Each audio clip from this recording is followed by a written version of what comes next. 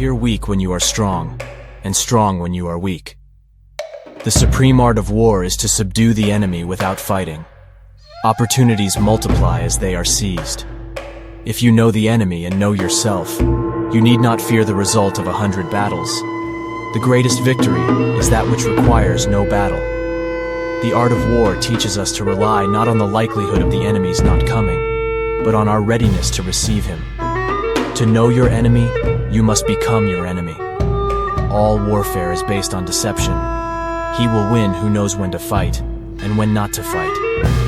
The good fighters of old first put themselves beyond the possibility of defeat, and then waited for an opportunity of defeating the enemy.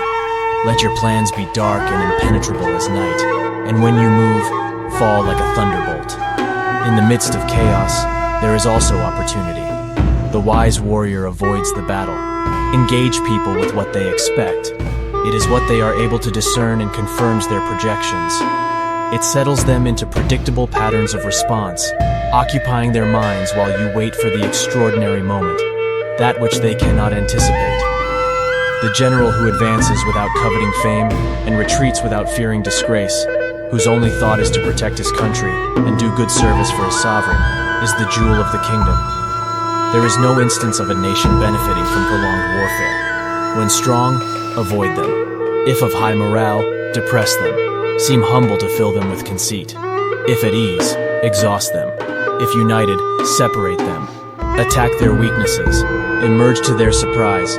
The opportunity of defeating the enemy is provided by the enemy himself. Pretend inferiority and encourage his arrogance. Treat your men as you would your own beloved sons, and they will follow you into the deepest valley. Victorious warriors win first and then go to war, while defeated warriors go to war first and then seek to win. One may know how to conquer without being able to do it. When envoys are sent with compliments in their mouths, it is a sign that the enemy wishes for a truce. The skillful leader subdues the enemy's troops without any fighting. He captures their cities without laying siege to them. He overthrows their kingdom without lengthy operations in the field.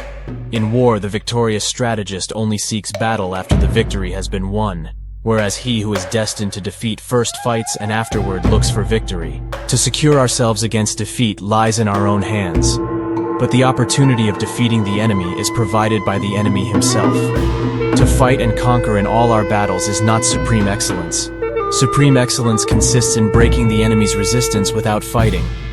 The greatest general is not the one who wins 100 battles, but has the ability to win without fighting. When you surround an army, leave an outlet free. Do not press a desperate foe too hard. The opportunity to secure ourselves against defeat lies in our own hands. But the opportunity of defeating the enemy is provided by the enemy himself. The general who wins the battle makes many calculations in his temple before the battle is fought. The general who loses makes but few calculations beforehand. In battle, if you make your opponent flinch, you have already won. Be extremely subtle, even to the point of formlessness. Be extremely mysterious, even to the point of soundlessness. Thereby you can be the director of the opponent's fate. Strategy without tactics is the slowest route to victory. Tactics without strategy are the noise before defeat. Speed is the essence of war. Take advantage of the enemy's unpreparedness. Travel by unexpected routes and strike him where he has taken no precautions. The opportunity of defeating the enemy is provided by the enemy himself. The wise warrior avoids the battle. If the mind is willing, the flesh could go on and on without many things. Build your opponent a golden bridge to retreat across. The clever combatant imposes his will on the enemy, but does not allow the enemy's will to be imposed on him.